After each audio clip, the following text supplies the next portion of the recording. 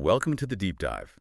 Today, we're jumping right into a really dynamic topic, the Orange County real estate market. Yep. We've got a whole stack of the latest reports, market updates, expert takes, basically everything we need to understand what's really going on right now in, well, one of the most desirable regions in the country. Right.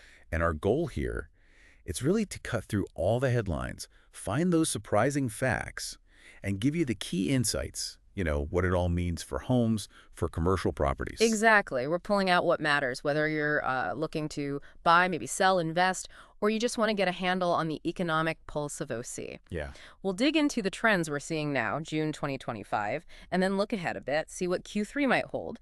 Because the fascinating part is how different things look depending on which corner of the market you're examining. Okay, let's unpack that residential side first. For most of us, this is where it really hits home. So are prices still going crazy, or are things maybe finally settling down a bit? Well, that's the million-dollar question, isn't it? Or maybe the $1.2 million question here. Yeah. We're seeing a really interesting shift. Prices, still high, definitely, but that frenzied growth we saw back in 2021, 2022, that's certainly moderated. Okay. So take June 2025. The median sale price across all properties was hovering around the low $1.2 million mark. Now, that's still up about 5.7% from last year. It's a pretty strong growth then. It is, yeah. It tells you the market's still moving up, but maybe not at that breakneck speed. And just for context, single-family homes, they were often in the mid 1.3 to 1.4 million range. Condos, townhomes, closer to the high 700s, low 800s. And high end, like the coast. Oh, yeah. Places like Laguna Beach, you're still looking well north of $3 million for the median. Now, sales activity, that's interesting, too. June saw about 1,693 homes sold or pending. And how does that compare? It was basically flat, month over month, year over year, pretty steady. It kind of signals this sales rebound after things had been declining for a bit, which actually mirrors what's happening statewide. Total dollar volume was huge, though, about $5.77 billion in June. So sales are holding steady, prices are up, but not rocketing. What about the supply side? Are buyers actually getting more choices now? Yeah, that's a really important piece. And this is where we see a pretty big change. Active listings, the number of homes actually for sale, it's up significantly, about 40% higher than last year. 40%, that sounds like a lot. It is a big jump. In June, we had roughly, 7,982 homes on the market. So definitely better than the extreme lows we saw last year. But, and this is a key but, still below where we were before 2020. So yes, more choice, but the market is, still relatively undersupplied if you look at the historical picture. Right. Just to give you another metric, California's unsold inventory index. That tells you how long it would take to sell everything currently listed. It was 3.8 months in June. Last year it was 3.0. So taking a bit longer to sell things. Exactly. It shows things are less frantic. But even with that, places like Rocket Homes, they still call Orange County a seller's market because fundamentally, demand is still outpacing that supply in most parts of the county. Okay, so still technically a seller's market, but it feels like buyers are getting maybe a little more breathing room.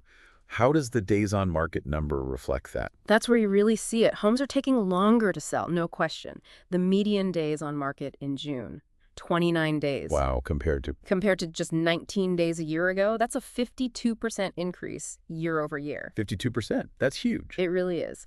And for you as a buyer or seller, this changes the dynamic. It's less of a mad dash. There's potentially more time to think, to negotiate. Are people negotiating more? Getting deals below ask? Yes, definitely more than last year. About half, maybe 51% of homes sold below their asking price in June. A year ago, bidding wars were common, pushing prices up. Now, on average, homes are selling for maybe 98, 99% of list. Still strong, but not guaranteed over asking anymore. Precisely. But don't get me wrong, demand is still fundamentally strong, especially for well-priced homes under, say, $1.5 million. Those still get multiple offers. They move fast. It's really in that higher end, the $2 million plus range, where buyers seem to have a bit more leverage right now. At 52% jump in days on market, even with mortgage rates up around 7%, it really shows how resilient this OC market is. So for you listening, if you're thinking of buying or selling here, what's the kind of core message? How should you approach it? I think it's about managing expectations. For sellers, your home will likely still sell well if priced right, but maybe not overnight with 10 offers. For buyers, you have slightly more time, slightly more negotiating power than you did, but it's still a competitive market, especially at certain price points. Patience and preparation are key. Right. Okay, let's switch gears now. Yeah. From houses and condos to the commercial side of things, this isn't just one market, is it? You've got offices, retail, industrial, apartments, all doing different things. That's absolutely crucial to understand. If you look at the big picture, OC's commercial real estate story is really fragmented. Each sector has its own narrative, its own recovery path, or, adjustment period. Let's start with the office market. That's been the big question mark everywhere, right? Remote work, hybrid work. What's the vacancy rate look like here? Are rents dropping? Okay, office. In Q2 2025, the overall vacancy rate was sitting at about 19.1%. That's up a little from a year ago, so yeah, there's definitely space available, especially in, let's say, older buildings. 19% vacancy. But what about rents? That's the interesting part. Average asking rents have actually held pretty steady, around $2.90, it's $2.95 per square foot per month. Landlords aren't really slashing the advertised price. But are they giving deals behind the scenes? Exactly. They're holding the face rate, but offering bigger concessions. Things like more months of free rent or more money for tenant improvements, build outs. That's where the negotiation is happening. So deals are there if you look. Are companies actually leasing space, though? Or is it still mostly move-outs? This is where we're seeing maybe some positive signs, believe it or not. Net absorption, that's leases minus move-outs, it was still slightly negative, but, and this is important, it was way less negative than previous quarters. Okay, so the bleeding is slowing down. Kind of, yeah. Yeah. The pace of companies leaving space seems to be easing off. And what's really fascinating, sublease space, that's companies trying to get rid of space, they already leased that supply has started to drop quite a bit, down about 27% from its peak. So maybe companies that thought they needed way less space are rethinking or finding takers. Could be a bit of both. It hints maybe that the office market is finding its floor, bottoming out. Plus, there's very little new office construction happening, and some older buildings are actually being converted to other uses, like apartments or labs. That helps take some supply off the market, too. So even with nearly 20% vacancy, the office sector, while still weak, might be showing some green shoots. For you listening, what does this maybe signal about the future of the office?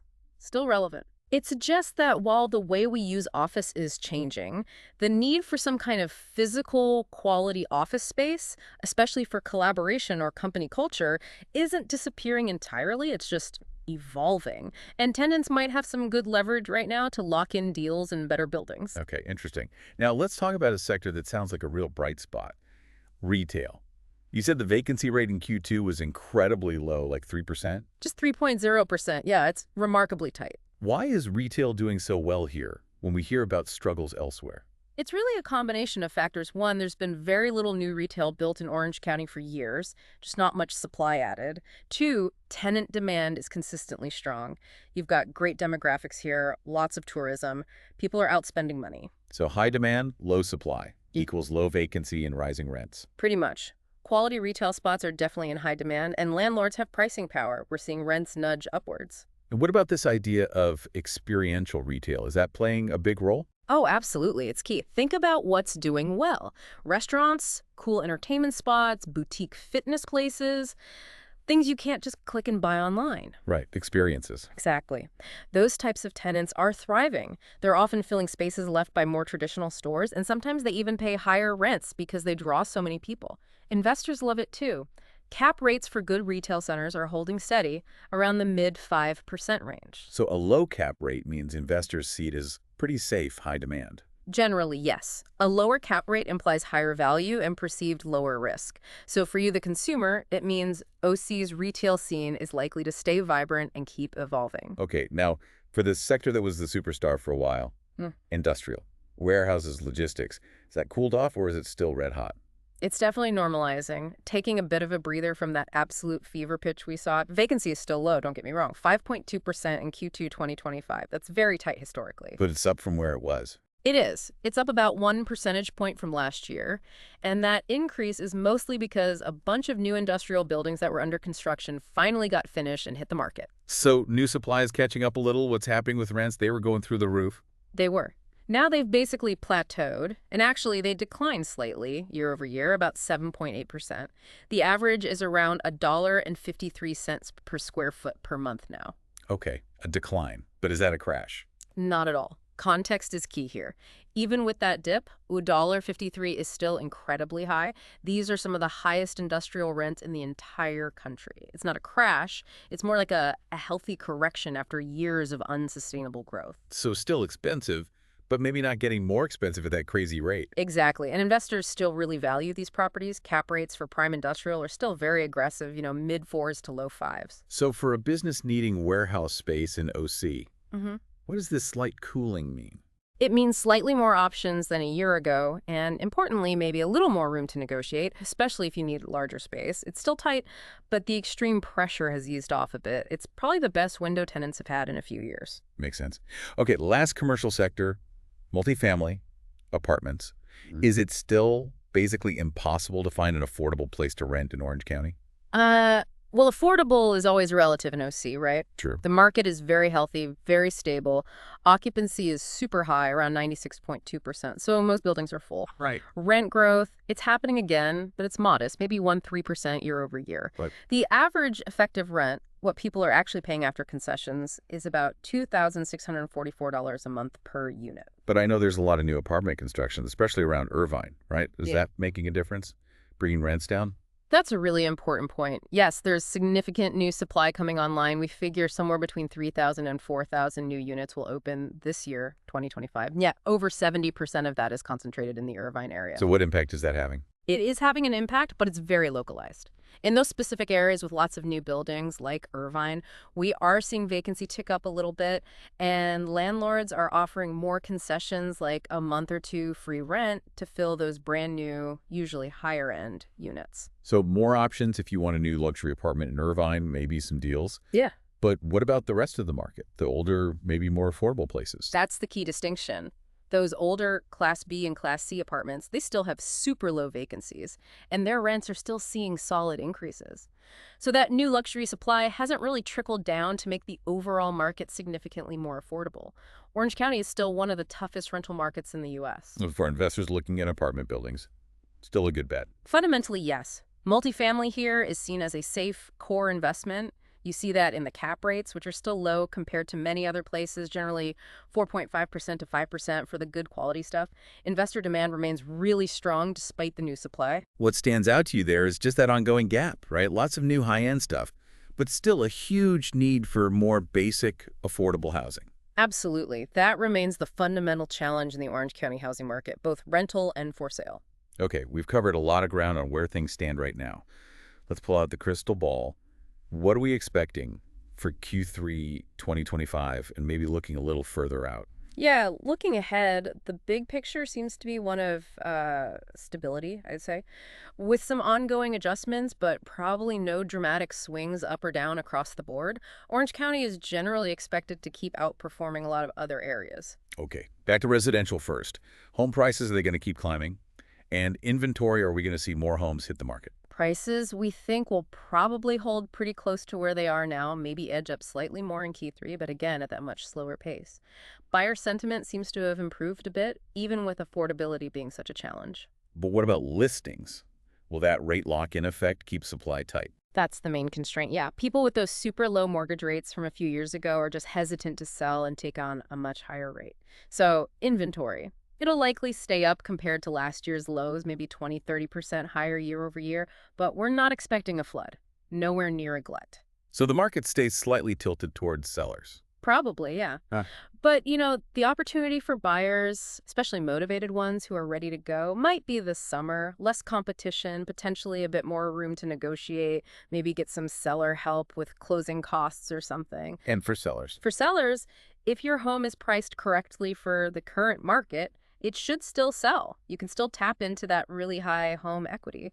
The main risk for the whole market, though, is still that affordability piece. If interest rates were to spike again, or if we saw significant job losses, that could cool demand pretty quickly. Makes sense. All right, let's do a quick rundown for commercial in Q3. What's the outlook sector by sector? Okay, quick scan. Office. Still adjusting. Vacancy might creep up a tiny bit more, maybe just over 20%, as some bigger leases expire. Tenants will stay cautious, but Q3 could be the best time in years for a company to lock in a good long-term lease in a quality building. Landlords are willing to deal. And expect more talk about converting old office buildings. Okay, retail. Retail should stay really strong. Vacancy stays super low. Rents might nudge up a little more. Those experiential places, food, entertainment services, they'll keep thriving. Investors might look at buying older centers in good spots and fixing them up. Industrial. Industrial. This is the calibration period, adjusting to the new supply. Vacancy might level off or drift up just slightly more, but nothing drastic. Rents for big spaces might soften just a touch more, but should probably find their floor by the end of Q3 or Q4. So for tenants needing space, Q3 is likely their best negotiating window in a while. And apartments, multifamily. Multifamily. Outlook is cautiously positive. Occupancy stays very high overall. Vacancy might tick up slightly in places like Irvine and Anaheim with all the new deliveries. Rent growth likely stays pretty modest, maybe 1–2% quarter over quarter. For investors, Q3 might actually present some buying opportunities, some owners might sell, and buyers could potentially get slightly better yields, maybe closer to 5% than they could a year ago. So across the board, it really sounds like a period of maybe guarded optimism. The market's finding a new balance, but there are still risks and definitely opportunities depending on where you look. That sums it up pretty well. Guarded optimism, finding a new equilibrium. We have covered a ton of ground in this deep dive into Orange County real estate, from the residential shifts to all the different stories in the commercial world. It's clear this market is solid, fundamentally strong, but it's also constantly changing. Absolutely. And if you connect it back, the things that make Orange County desirable aren't going away, right? The location, the jobs, the lifestyle, the diverse economy. That's why its real estate markets tend to be so resilient, even when things shift nationally or globally. Yeah. So here's the final thought, the question really for you, the listener. We've talked about all these different dynamics. Sellers still having an edge in housing, but buyers getting more power, commercial sectors going in different directions. Yeah. How does all this maybe change your view on whether it's a good time to buy or sell or invest here in Orange County? What stands out most to you, and what new questions does this deeper knowledge bring up for your own plans?